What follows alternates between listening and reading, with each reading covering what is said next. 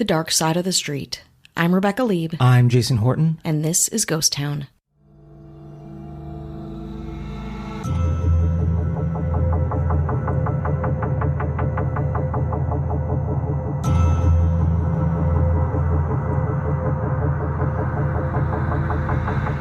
If you watched Sesame Street in the 1970s throughout the 1980s, you're probably familiar with who was running Mr. Hooper's store, David Robinson. What you may not be familiar with is the turbulent and tragic life of the actor behind the lovable shopkeeper. This is the story of Northern Calloway.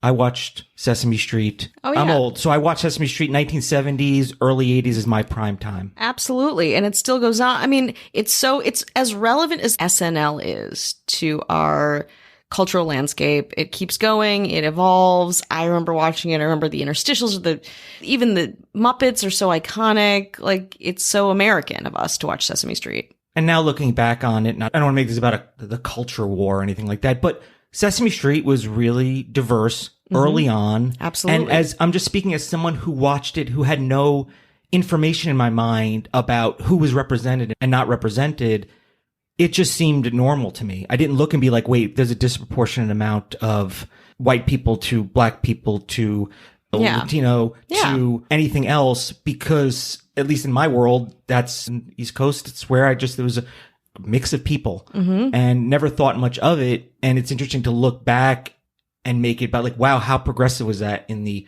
early 1970s, kind of showcasing in a way, lower middle class living, neighborhoods, and an interesting mix of people where now it's, as time's gone on, we're like, well, can we show that in, 2019, 2021, 2015, 1985?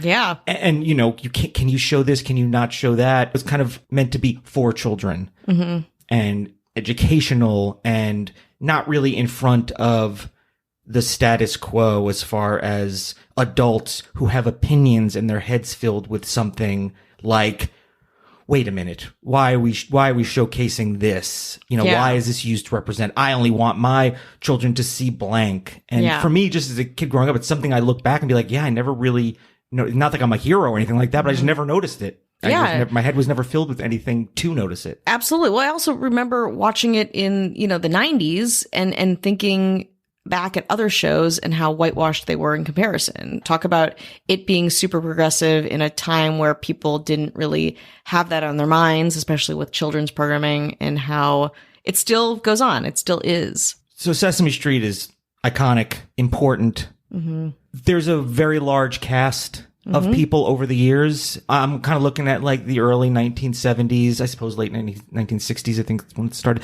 The 1980s is that classic time because a lot of things are pulled from that. There's not a lot of like new characters that are represented in media in some way. Exactly. Like, there's not like a newer Big Bird. True.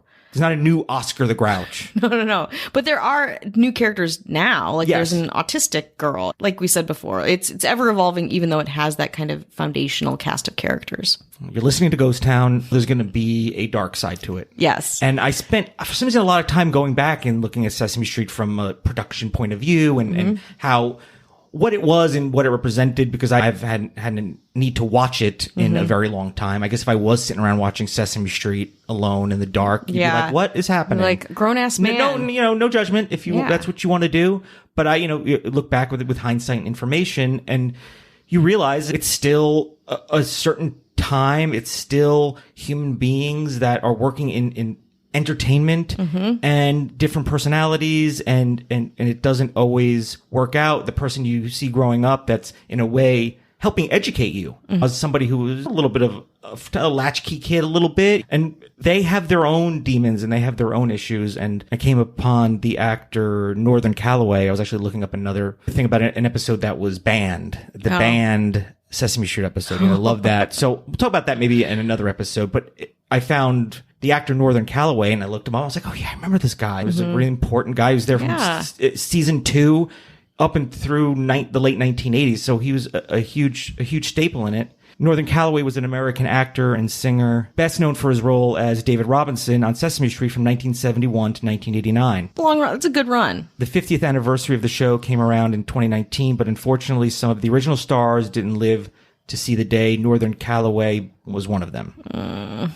Northern James Calloway was born on September 10th, 1948 in New York. He graduated from New York City's High School of the Performing Arts. Yeah. Fame. Fame. It's a fame. In 1966, and joined the Lincoln Center Repertory Company just 2 days later. Northern performed in A Midsummer Night's Dream and The Three Musketeers at the Stratford Festival in 1968. He also played the lead in the new Federal Theater production of the Louis Armstrong story. Accomplished theater actor, classically New York City. Trained. Amazing.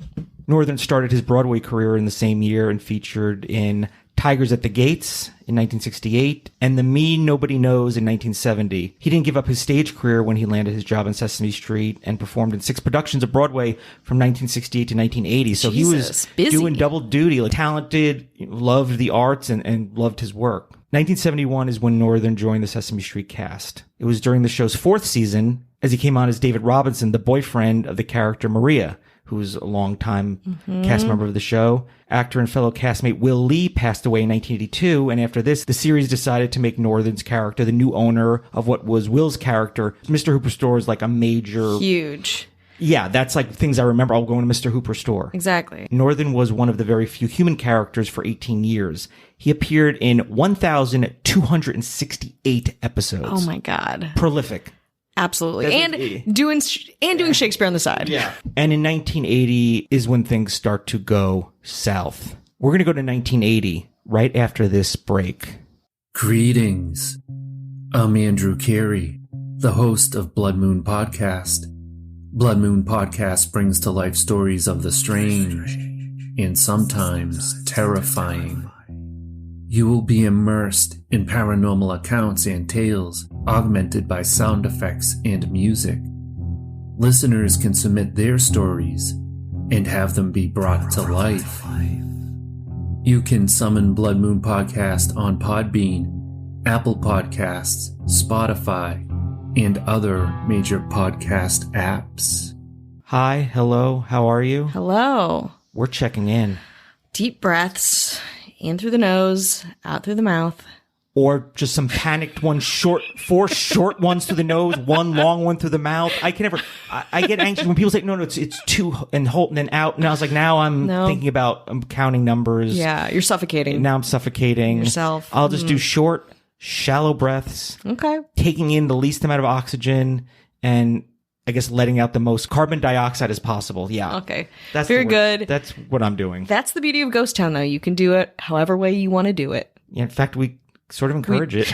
We do. To our detriment, probably. Yeah. Ugh. So we want to say thank you for listening. Thank you for supporting the show, letting people know about it, spreading the good word. Yeah, the good gospel. Yes, spreading planting the gospel. The seeds. Yes, just far and wide. What a beautiful thing. It's a super bloom happening Going here. into different countries and different places and different continents that don't need Ghost Town. No. They need wells. But you're like, well, I have some Ghost Town episodes. They're like, we don't need them. And we want to say hello to our government. Absolutely. We're bootlickers for the Ghost Town government. We got to be. The mayors in non-alphabetical order. Yeah. David Bull. That's already alphabetical. Hello, David Bull. Ashley Matson. Hello. Now we're off. Dara Rosenzweig. Hello. James Thomas Aquinas Harrington. That's right. That's correct. I don't know. And accurate. Why not? Just like our research. Hello. And to one governor to destroy. No. Rule them all. To rule them all. Not fairly, destroy. Honestly. She's got her finger. It's right on the button. Yeah, it's on the button. Absolutely. But she's not going to push it. No. Avian Noble. So if you want early access, bonus episodes, no chit chat, you want to cut out. Time is money and you have neither. Go to patreon.com/ghosttownpod. A bonus episode will be up within a day or 2 of you listening to this. I promise. I make that promise personally to you because that boney's on me. And here's something that you don't get if you get early access, a Apple Podcast review. Literally my favorite. 5 stars. This is from Autumn's Violet 97 in the US&A. You guys do such an amazing job, and your check-ins add an extra flair that I haven't found in other podcasts. Everything about this podcast is awesome. Keep up the amazing work, guys. That's nice. Great. Yeah. I love that. A little Thank extra you. flair. I love that. You thought you were flairless? I did. I like it when people appreciate our banter instead of wanting it to not exist. Yeah, or us not exist. We also got an Instagram message from Kat Joselle. She said some very complimentary things. Hey guys, you two are really entertaining and have gotten me through many a home DIY project since early days of quarantine, so thank you.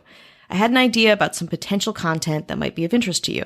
With St. Patrick's Day coming up, yes, I thought it might be timely to cover some of the crazy, haunted shit that goes down in Ireland. I'm half Irish and I visited twice, but didn't know that Halloween had its origins there. Me either. Read on. And she gives us a little taste of the Irish hell caves. I can't wait to read up on this stuff and do some deep digging. And if we do an episode on that, that was us finding it independently. Nothing to do with Kat. She gets no credit whatsoever. Shots have been fired. Who are you going to believe? No, we want her to keep doing DIY projects to our podcast. That's true. Step down. What has she made us lately? Great question. See?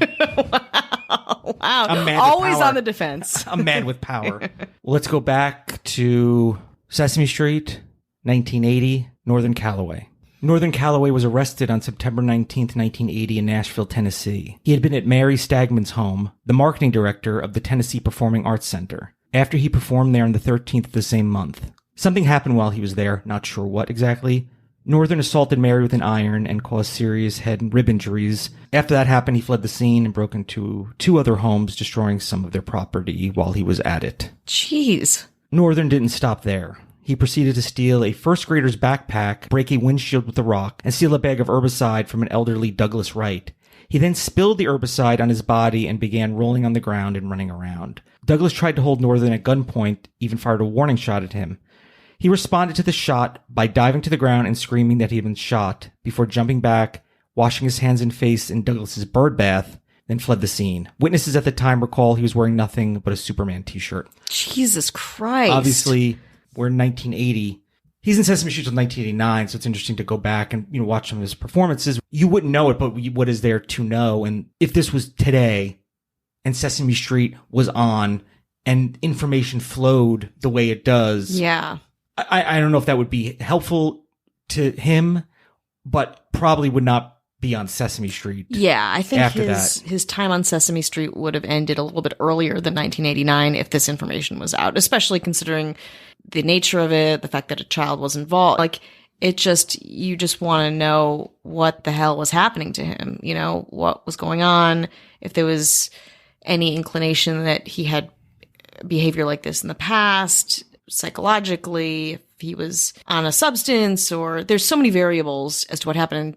I mean, just like, what a day. God. And mental health as a option in 1980 probably wasn't great. Who wants to admit to that or believe in that? It's hard now. So I imagine 1980 it probably wasn't as accepted or thought like, oh, this is a great option. Yeah. Even though in hindsight it was. Yeah. Northern was arrested after being found hiding in a couple's garage. He was screaming, "Help, I'm David from Sesame Street and they're trying to kill me." He was immediately taken to a mental hospital for an examination.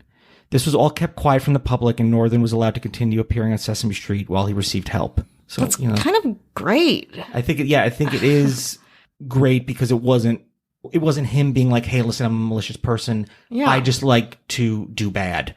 It was obviously something beyond his. Yeah, he needed help. He got it, and he was able to continue working, because in so many cases you stop working or, you don't have a job anymore, and it can get worse. And I think once your circumstance snowballs and gets worse and worse, it's hard to come back from that. So I know it's pretty nice that felt like he could concurrently get help and keep working.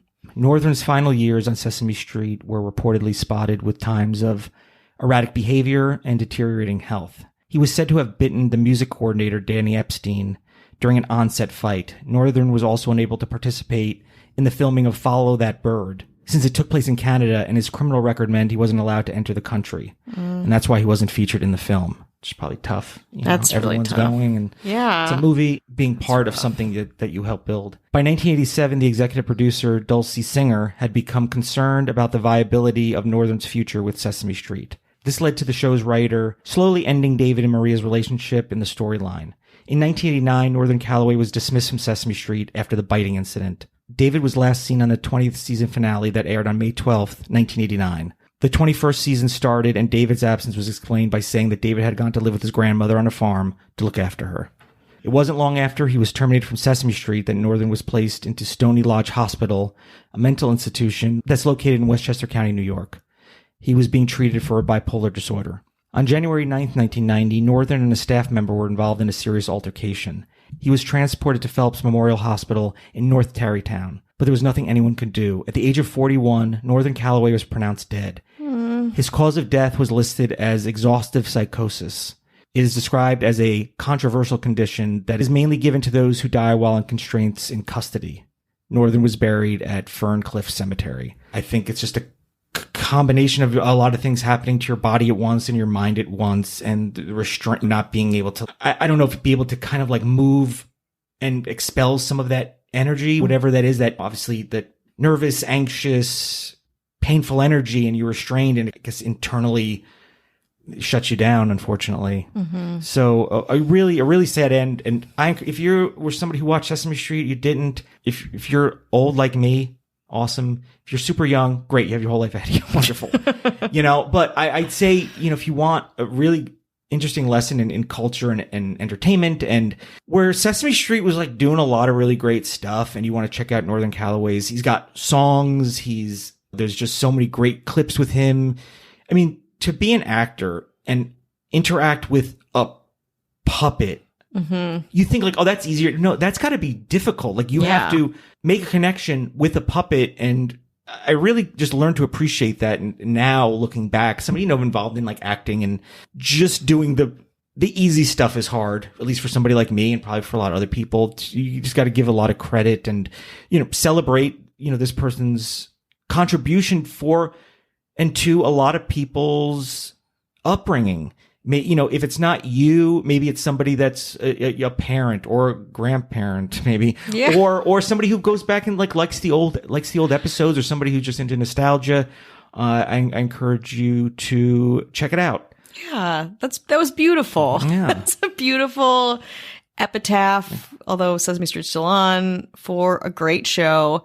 I loved it. And I dressed up as Oscar the Grouch once for my 38th birthday. And sort of right now, a little bit.